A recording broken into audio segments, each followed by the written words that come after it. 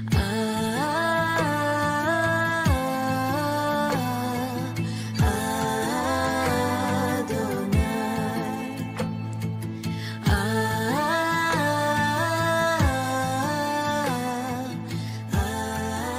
Lord. అందరు బాగున్నారా? దేవుని కృపలో ఆత్మీయంగా ఎదుగుతున్నారని నేను నమ్ముతా ఉన్నాను. ఈరోజు ఈ డైలీ ప్రాఫిటిక్ వర్డ్కి మిమ్మల్ని ఆహ్వానిస్తూ ఉన్నాను. మన జీవితంలో మనం ఆలోచించుకుంటే మనలో చాలామందికి చాలా బలహీనతలు ఉంటాయి. అయితే పౌలు కూడా ఒక బలహీనత కలిగి ఉన్నాడు. ఒక రోగం పౌలు కలిగి ఉన్నప్పుడు దేవుణ్ణి ముమ్మారు పౌలు అడిగాడంట. అయితే దేవుడు ఏం సమాధానం ఇచ్చాడో మనం చూద్దాం. కొరింథీయులకు రాసిన 2వ పత్రిక 12వ అధ్యాయం 9వ వచనం.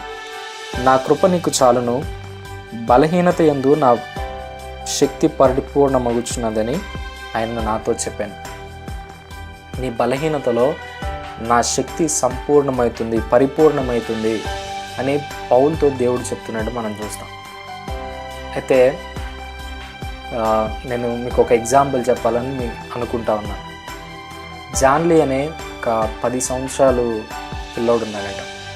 ఆ పిల్లోడికి జూడో అది నేర్చుకోవాలి, దానిలో నేను ప్రావీణ్యత సంపాదించాలని చాలా ఆశ ఉండేది. కానీ తనకున్న ప్రాబ్లం ఏంటంటే ఒక కార్ యాక్సిడెంట్లో తన ఎడమ చేతిని కోల్పోయాడు. ఒక వృద్ధుడైన కోచ్ దగ్గరికి వెళ్ళి ఆ జూడోని నేర్చుకోవడానికి తను జాయిన్ అయ్యాడట.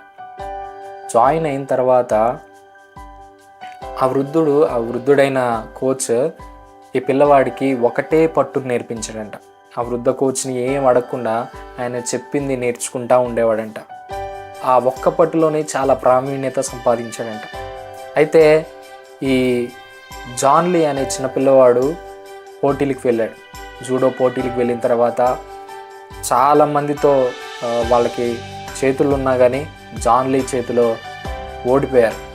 అయితే జాన్లీ చివరికి ఫైనల్స్కి వచ్చాడు. ఫైనల్స్కి వచ్చిన తర్వాత అపోజిషన్లో ఉన్న వ్యక్తి చాలా బలవంతుడు. అయితే ఈ రెఫరీ ఈ వృద్ధ కోచ్ దగ్గరకు వచ్చి అడుగుతున్నాడు అతనికి, జాన్లీకి ఎడమ చేయలేదు, ఇటు చూస్తే అపోజిషన్ చాలా భయంకరంగా ఉన్నాడు. ఇప్పుడు మీరు కనుక విత్డ్రా చేసుకుంటానని మీరు చెప్తే ఈ పోటీని ఆపేద్దాం, అనవసరంగా అతనికి దెబ్బలు తగులుతాయి, సెకండ్ ప్లేస్లో ఉంటాడు అని చెప్తే ఆ వృద్ధ కోచ్ నవ్వి, లేదు పోటీని జరిపించండి అని చెప్పాడంట. అయితే ఆ పోటీ జరిగింది. జాన్లీ ఫైనల్స్లో గెలిచాడు. అయితే ఈ జాన్లీ కోచ్ దగ్గరికి గెలిచిన తర్వాత వచ్చి అడుగుతున్నాడు, మాస్టర్ నాకు ఇదొక్కటే మీరు నేర్పించారు, ఎందుకు నేను ఇదొక్కటే పట్టు నేర్చుకున్నా కానీ నేను గెలవగలిగాను, నాకు అర్థం కావట్లేదు ఇప్పుడు కూడా అని అన్నాడంట. నువ్వు గెలవడానికి 3 రీజన్స్ ఉన్నాయి. ఏంటంటే మొదటిది, నీకు నేర్పించిన పట్టులో నేను చాలా ప్రావీణ్యతను సాధించావు. ఇంకోటి ఏంటంటే నీకు నేర్పించిన పట్టులో ఎదుటివాడు నీ మీద విజయం చూడాలి అంటే నీకు ఎడమ చేయి ఉండాలి. కాబట్టే నువ్వు ఏ పట్టుతో ఎదుటి వ్యక్తి మీదకి వెళ్తున్నావో అతను నిన్ను ఎదుర్కోవాలంటే నీకు ఎడమ చేయి ఉండాలి. నీకు లేదు కాబట్టే ప్రత్యర్థితో నువ్వు గెలిచావు. ఇంకోటి ఏంటంటే నీ బలహీనతని నువ్వు చూసుకోకుండా నేను చెప్పినట్టు నువ్వు నేర్చుకున్నావు, అందుకే నువ్వు గెలిచావని ఆ వృద్ధ కోచ్ జాన్లీతో చెప్పాడంట. ఈరోజు నీకు ఏ బలహీనతలు ఉన్నాయో నాకు తెలీదు, ఏ బలహీనతలు గుండా నువ్వు వెళ్తున్నావో నాకు తెలీదు. ఏ బలహీనతలు గుండా నువ్వు వెళ్తున్నా కానీ దేవుడు ఈరోజు నీతో చెప్తున్న మాట, బలహీనతలో నా బలం పరిపూర్ణం కాకపోతుంది. నీ బలహీనతలోనే నువ్వు విజయాన్ని చూడబోతున్నావు. నీ బలహీనత నీ విజయానికి అడ్డు కాదు అని ఈరోజు దేవుడు నీతో మాట్లాడుతున్నాడు. ఏ బలహీనత అయినా నువ్వు కలిగి ఉండొచ్చు, కానీ దేవుడు నీకు విజయాన్ని ఇవ్వబోతా అన్నాడు. దావీదు అనుకోలేదు వడిసెలతో రాయితో నేను గొల్లియాతుని జయిస్తానని. సంసోను కూడా అనుకొని ఉండడు చిన్న గాడిద దవడతో నేను ఇంతమంది ఫిలిస్తీన్ని చంపుతానని.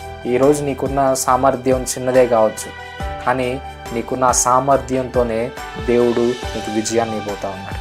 నువ్వు విజయాన్ని చూడబోతున్నావు. నేను ప్రవచిస్తా ఉన్నాను. నువ్వు నమ్మినట్టయితే నువ్వు ఈ ప్రార్థనలు ఏకీవించు. నీ కోసం చిన్న ప్రార్థన చేయబోతున్నాను. మహాపరిశుద్ధుడ యేసయ్య, జీవము కలిగిన తండ్రి, జీవాధిపతి, పరిశుద్ధుడా నీకు వందనాలు. మా బలహీనతలో మీ బలం పరిపూర్ణమవుతుంది ప్రభువా, నీకు వందనాలు, స్తోత్రాలు. ఈ వీడియో చూస్తున్న ప్రతి ఒక్క బిడ్డను మీరు దీవించండి.